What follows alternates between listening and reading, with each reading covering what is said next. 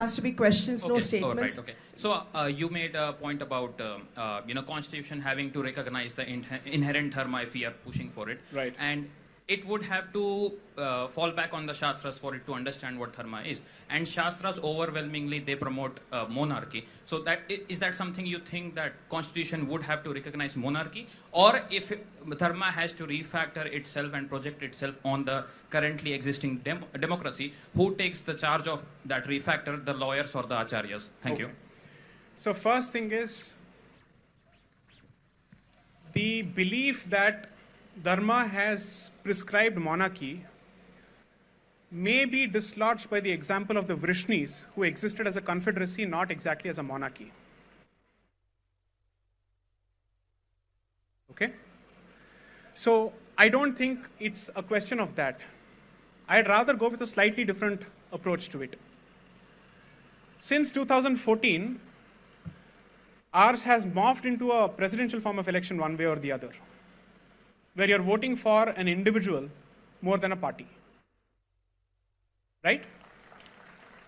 There are times that there are several people who may not vote for the party had it not been for the same figure standing at the top. And precisely because the other side has absolutely no options to offer. Right? And each of those options are malicious, diabolical, anti-dharmic, and therefore anti-Bharat. Now, therefore, I don't think fixation on on monarchy is something that has to do with it. It is possible to look at structural systems. Here is where I will find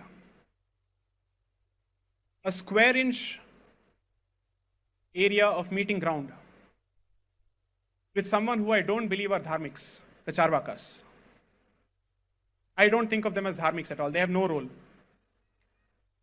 They are not to be treated as dharmics, and they cannot have a say whatsoever when it comes to the course of dharma or the treatment of dharmic institutions, much less on what needs to be treated as reform for dharmic institutions. The Charvaka does not believe in moksha, and therefore he cannot speak of an institution that puts faith in moksha. He is an existentialist. He comes as close as possible to a Hindu Marxist. He is not to be discussed. And he is not to be heard in this equation. The only thing that I'm interested in asking is, if the essence is this, in protection of the core, what structure can I come out with in the current day which propagates, advances the cause of the protection of the core?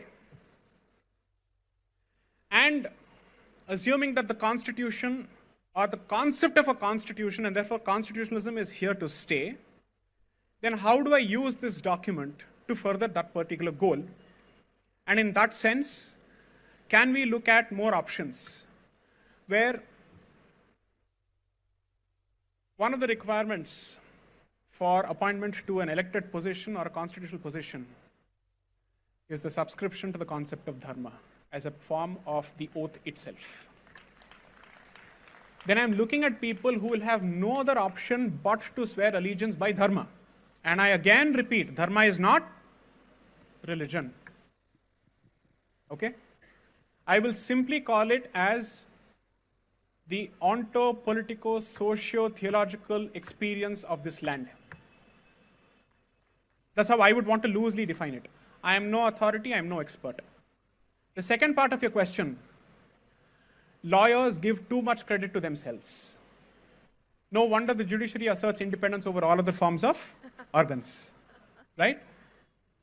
I would rather go with a situation where I seek the guidance of dharmic scholars who understand dharmic statecraft and then serve or use lawyers as bridges to get the job done from a contemporary perspective without using the word modernity or modern perspective.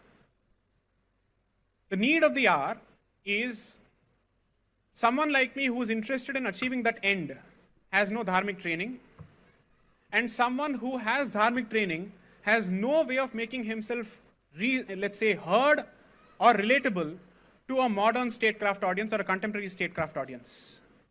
Therefore, where is the bridge that effectively gulfs, or let's say that builds, or gulfs this chasm, that closes this chasm and says, okay, this is how you talk to each other. the handshake is in spurts. Because half the time I'm trying to look for English translatables for Sanskrit terms, which will never be complete. And in fact, the number of papers that I've seen where they try and wrap their heads around the word dharma in English itself is proof of the fact that there are multiple untranslatables to put it in the words of a person who I don't get along with, who has written a book on untranslatables, right? Now, therefore, we start with Brit scholarship in the hope that more and more lawyers will feel the need, and especially constitutional lawyers, feel the need to draw from our own sources when they speak of constitutionalism. That is something that is sorely missing today. Anybody who does that, who attempts to do that, is branded as a saffron brigand, unfortunately. So, I would want to consult the acharyas. But there is also an important aspect here that unfortunately today, certain realities of how the state operates, and you're also looking at international considerations because Bharat is not an island, either geographically or otherwise. Those realities may not be entirely relatable to someone who's practicing only the Anushtana. One of the reasons is our own religious institutions have stopped being societal institutions from the perspective of politics, because they're constantly being told, you step into politics, I'll take away your land. I'll start pressing charges against you. I'll prop someone who effectively calls the legitimacy of your position in question, who will say that this pontiff should not have been appointed in the first place, he is a usurper to the post. So the state creates all sorts of foisted litigation to shut up only our people. But when it comes to others, they don't do that. There is a fetter that's been imposed on the state which has had the effect of a chilling effect on the free speech of our acharyas.